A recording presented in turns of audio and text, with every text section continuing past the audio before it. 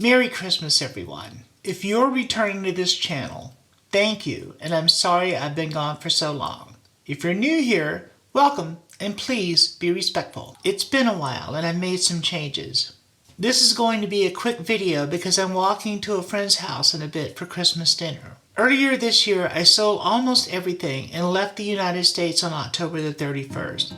I'm currently in France, but I'll be leaving for the UK at the end of this month while I sort out a few visa issues. If you're transgender or you know someone who is, you can probably guess why I left the US.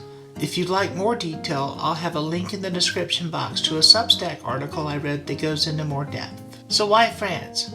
I get asked that question a lot. My love affair with France started 30 years ago when I was a performing songwriter, and I had a month-long gig in Montreux, Switzerland. The two main bartenders were from Lyon, France, and I just vibed with both of them. I took the train to France on my days off, then vacationed here a few times in the following years. I love the French. Yes, they complain a lot. That's the power of the people. The quality of life here is good because the French demand it, and they will use strikes, marches, and protests to shut this country down if they have to in order to protect their way of life.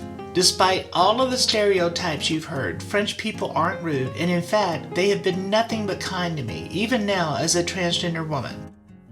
I have not been misgendered a single time by a French person. Not once. Even in Boulder County, Colorado, arguably one of the most liberal areas in the United States, I was getting misgendered at least 3 times a week. So I took a leap and landed in France, but I stumbled. I messed up my long-stay visa paperwork.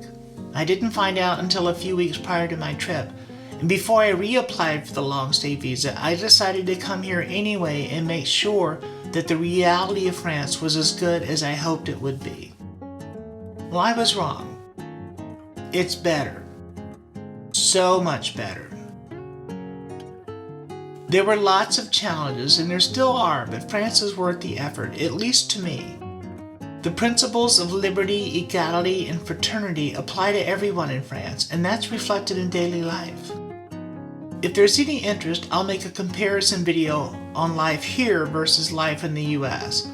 For now, let's just say that I feel like the proverbial frog that jumped out of the pot of water just before it came to a boil. I have survivor guilt, and I worry about my friends back in the US who are gay or trans or people of color. My straight white friends know they're safe, at least for now, and they want to stay and fight. I admire them for that. I would love to hear your questions and comments. Please be kind to yourselves and each other. And as always, be safe, be strong, and be well.